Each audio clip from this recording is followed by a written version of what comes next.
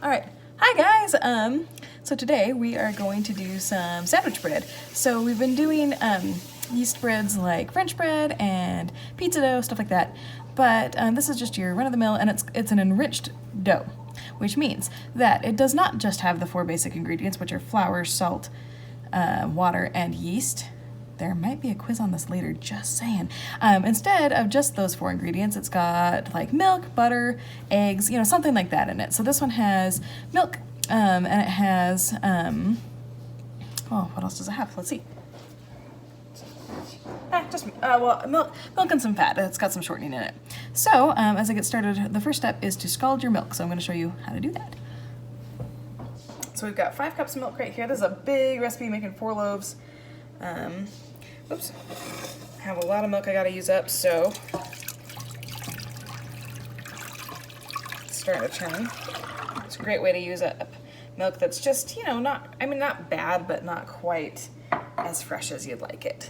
So to scald it, we're gonna heat it up just until it's not quite simmering, not quite boiling. And I like to throw the fat in with it so that it melts. So we've got 6 tablespoons of shortening here, and this recipe isn't in the Google Doc yet, but by the time I upload this video, I'll put it up. Okay. So by the time my shortening melts, the milk will be close to being scalded. Then what we do is we bring up the temperature. It helps to it helps to change some of the proteins that get in the way of gluten development later on. So that's why you scald the milk and bread production. Then we've got some water here. This is half a cup of water, and I'm going to put my yeast in there to bloom. Okay. If you want, you can put a little bit of sugar in here to help the yeast to grow better, because it will have something to munch on, something to eat. Okay, the yeast will rise a little bit better, will bloom a little bit better if we put like a paper towel or something. It likes to be covered and it likes to be dark. So we'll go ahead and cover this, and we'll put it somewhere that's not the stove, because you don't want your glass on the stove. I'm just doing it so that, because that's where the camera is.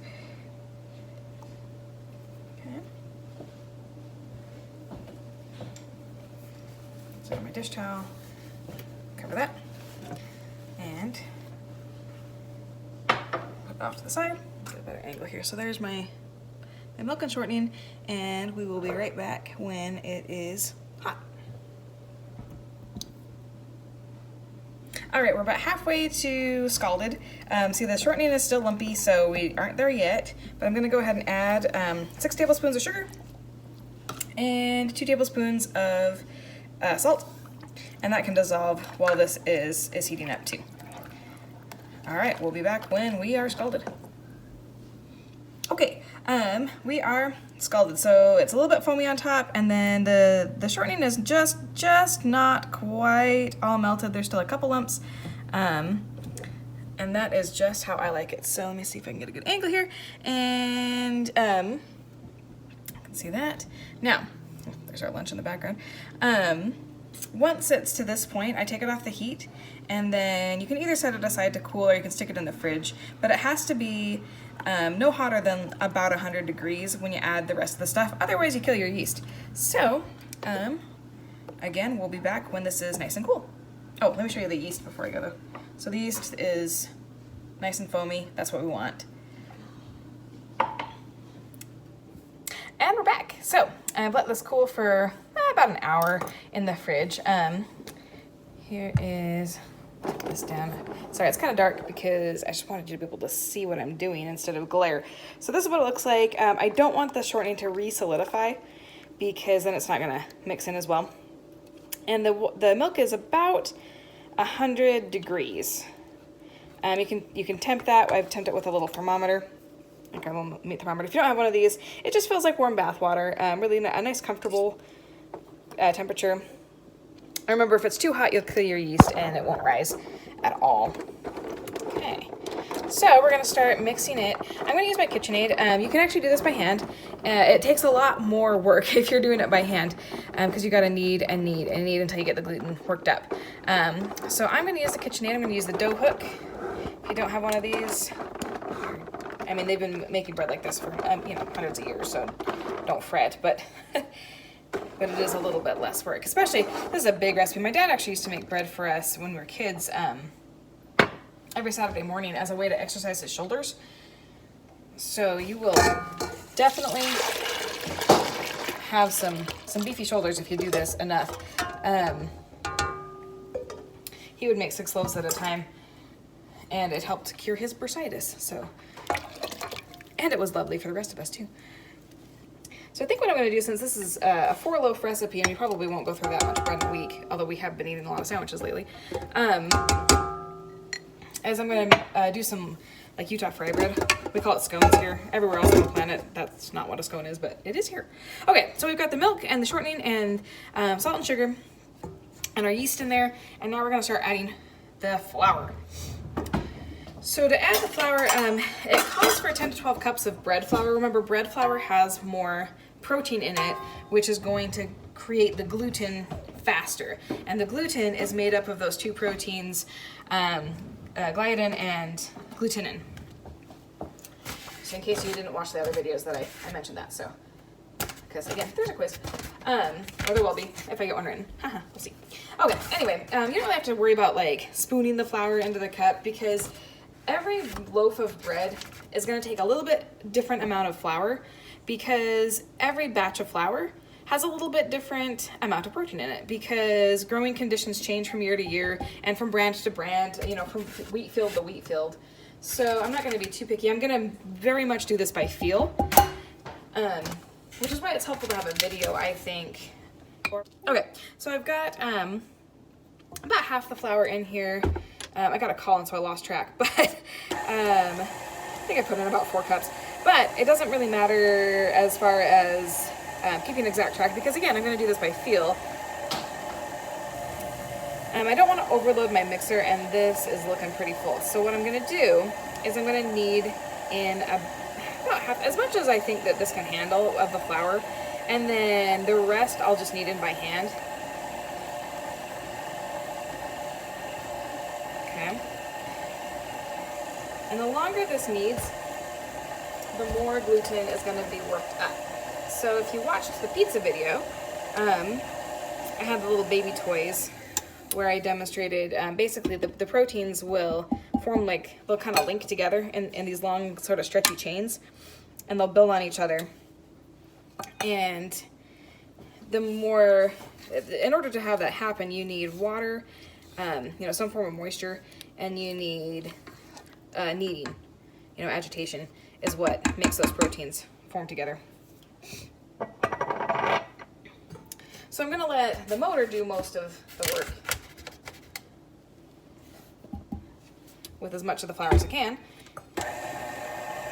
But really stiff dough and kneading it a lot, well, it can burn out the motor, so you want to be a little careful. If it starts to climb up past this guard on here, you want to stop. Scrape it back down and consider moving to hand mixing.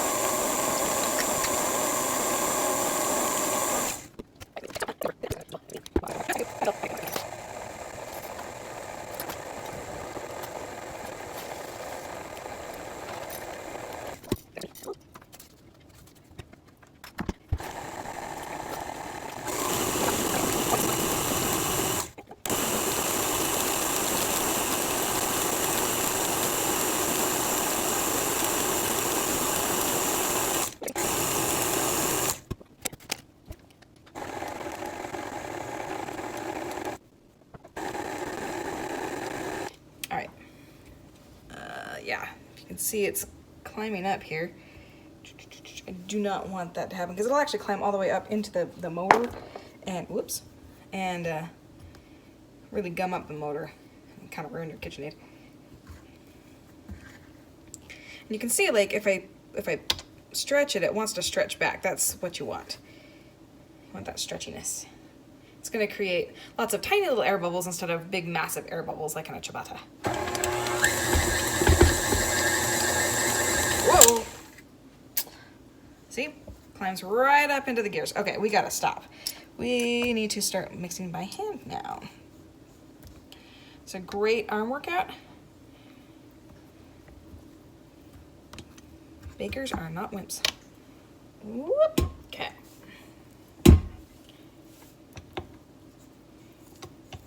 Again, don't be afraid to get your hands in this.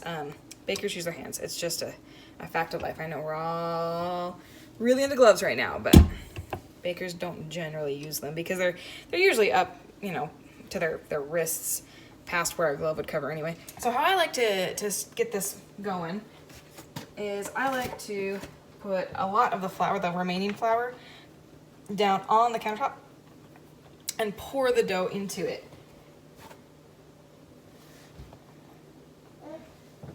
And then just start to knead.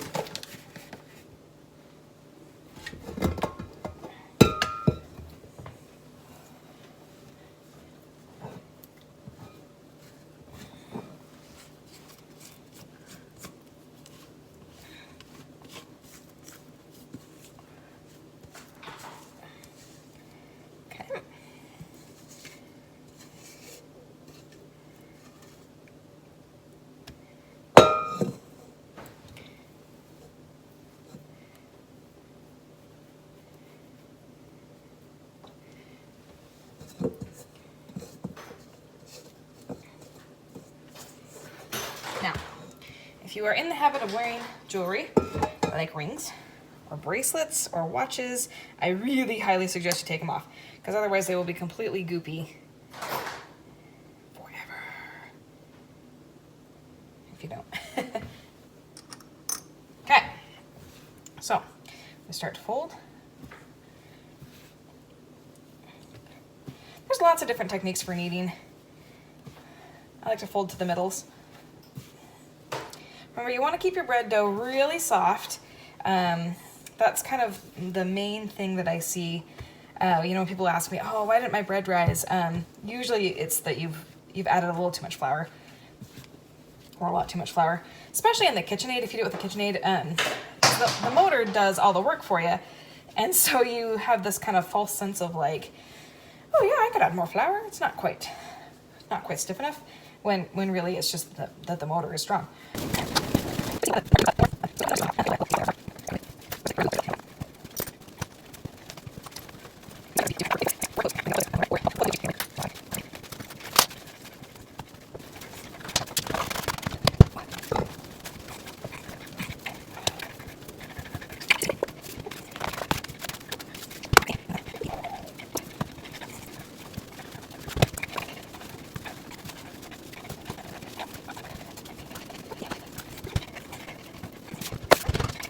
So, it's looking pretty good. It's pretty smooth. Get it into a nice tight, big blob. And now we have to let this prove. So, we gotta let the yeast rise. Okay, so I'm gonna butter. I'm not sure that this bowl is actually big enough, but I'm gonna butter. You can also use shortening. That's what the recipe calls for, but I think butter tastes better, so we're gonna try it. Butter the inside of the bowl so that it doesn't stick. And we're also gonna turn this once in the bowl. I know, you lost your thing. And what turning does is it kind of butters the top of the loaf, or the blob of bread. We haven't made the loaf yet. This will be one heck of a loaf if we just baked this. But we want this to be covered in some kind of fat. In this type of bread, not all types of bread, but in this type of bread, so that as it rises, I'm sorry, people, this is gonna be massive. As it rises, it's it's moistened so that the outside doesn't dry out. You know what, I'm just gonna forget all about doing this in a bowl because it's just gonna rise way too much. And this is the biggest bowl I have. So, I'm just gonna let it rise right on the countertop. But we have it, you know, we've got it nicely buttered on the outside. Okay, so now we're gonna let this rise for 2 to 3 hours till it's doubled. And then we're gonna shape it, let it rise again, and then bake it. Oh, darn it. Sorry, I didn't realize the camera had turned, but that's what it looks like. And we'll see you in about 3 hours when it is risen. Okay. Okay, one more thing. I always forget something, right? One more thing is that you want to cover it with, I like to use plastic wrap. You can use a towel, but sometimes it sticks to the towel. So, just lightly plastic wrap. I like to leave a lot of overhang because this is gonna double in size, so.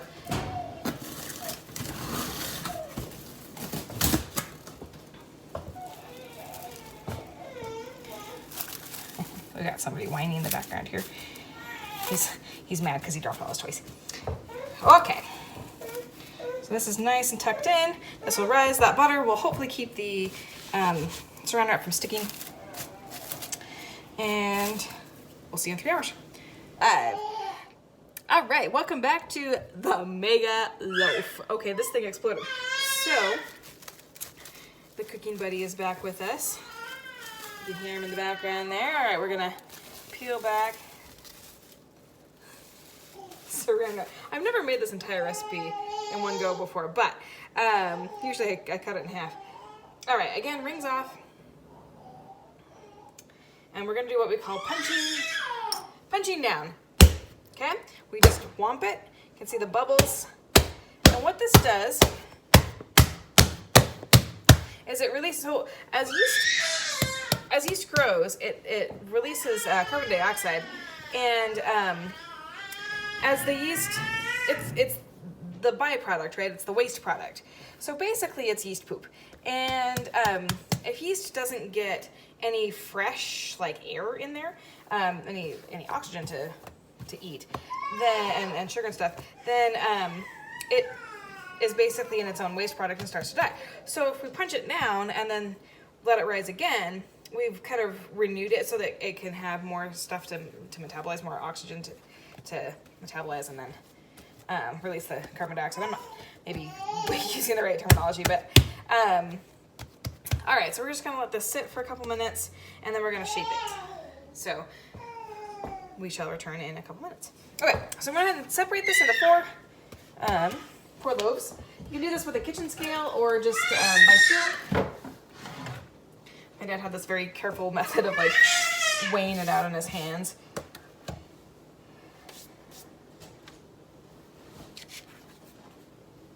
Okay. And he'd cut it with a big knife. I've got my bench scraper. Metal one would probably work a little better, but I don't want to dirty another dish. Okay.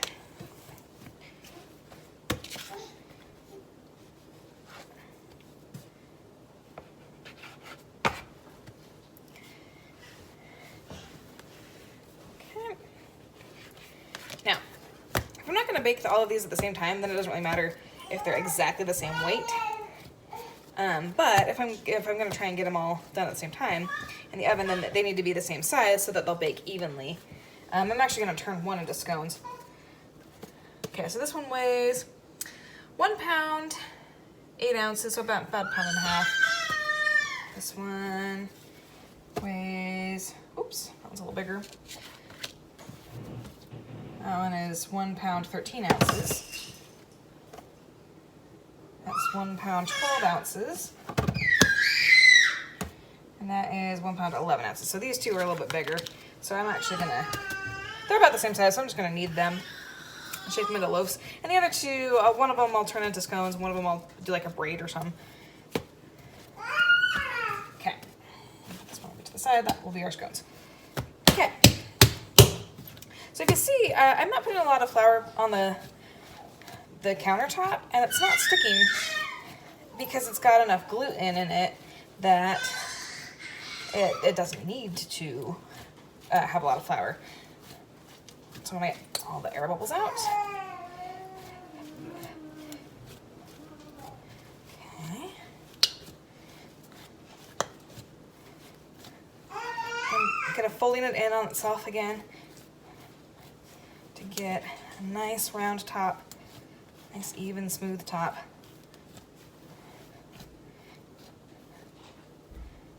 Pinch it closed, roll it over, and it's pretty good.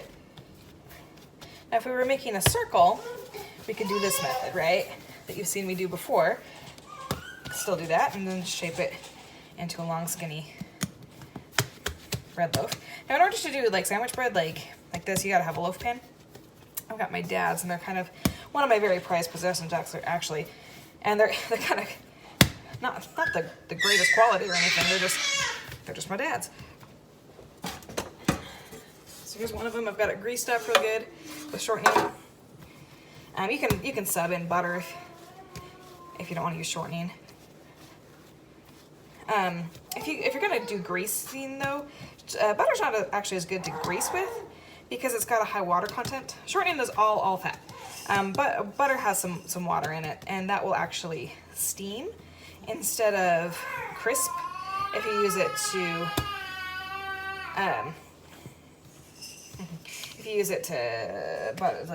grease a pan. Okay, now this is going to go in the pan, and it's going to proof again for about an hour and a half. The second proof always takes a little less time than the first proof because there's more yeast, right? Because the yeast has been, munching on the starch, munching on the sugar, multiplying. Okay. So push it down real good in the pan. Get that top coated real good with the fat, whatever fat you've used to grease with. Lay it back down. And now, don't move it after, don't try to get it out of the pan or move it around too much after it started to rise, because as the air starts to form bubbles, the structure becomes loose. And when it's still dough, it's not gonna hold its shape. It's gonna deflate if you move it around too much. This is way easier than trying to do it with the pizza peel, like I showed you with the French loaf if you watched that video. Okay, so this one's done. We're gonna cover that with our saran wrap that I unwisely wadded. And we're gonna let this rise, like I said, for an hour and a half. If you put it someplace warm, it'll rise a little faster. If you don't, that's fine.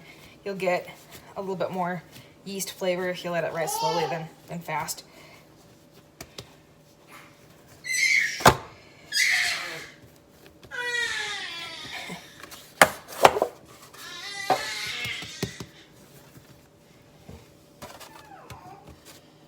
Okay. Two loaves. Pretty on top.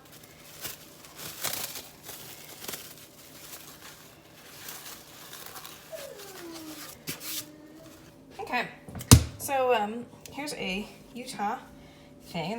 We call them scones here. Everywhere else is called fry bread because it's fried bread. But this was one of my favorite things growing up. When my dad would make bread, we'd bake him, please chop up one of the loaves into these little guys. So a lot of people just do these round, but he had this cool, I don't know if he came up with this or what, but he had this other way of doing it.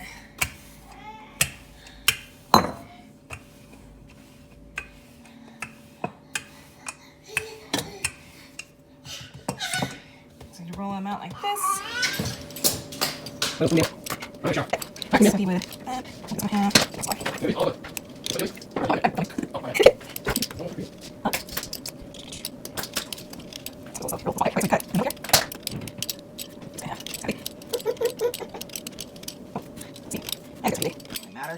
Okay, so then he would take and he would just flip it like that, and then we'll let them rise for a little bit, and then we'll fry them up.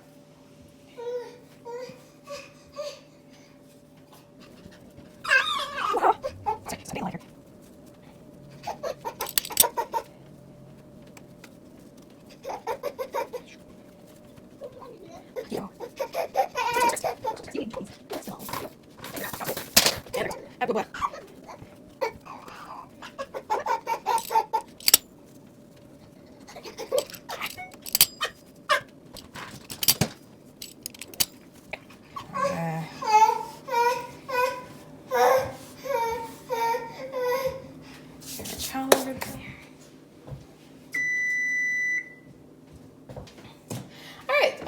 The oven has just finished preheating. We turn it around, and that is what the loaves look like now at this point. They're nice and risen up. So we're gonna very carefully unveil. Whoa.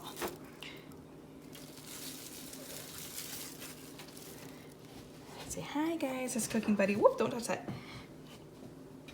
And we're gonna put them into an oven that's 375 for about 30 to 40 minutes, and then we'll bake the next loaf.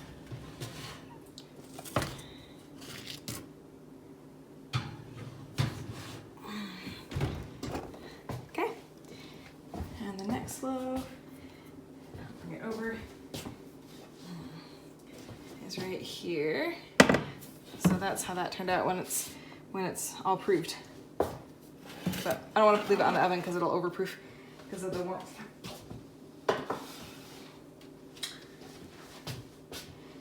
All right, we'll show you what it looks like when it's all done. All right, the timer just went off, so I'm gonna pull these out of the oven.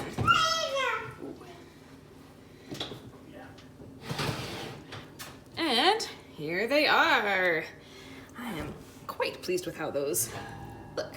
So you can either leave them, or you can brush the tops with a little bit of butter or shortening. All right, the video of me braiding the loaf didn't actually record. So here it is in the oven though, the time lapse of the bread. There's the oven spring there, you can see a little bit. And then it starts to brown. I can link instructions on how to do a braided loaf on Canvas if anybody wants to see it. All right.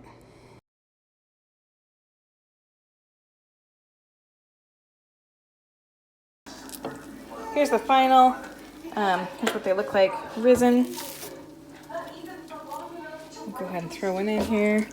We've got the oil at about 350. Get this guy out, he's getting kind of brown.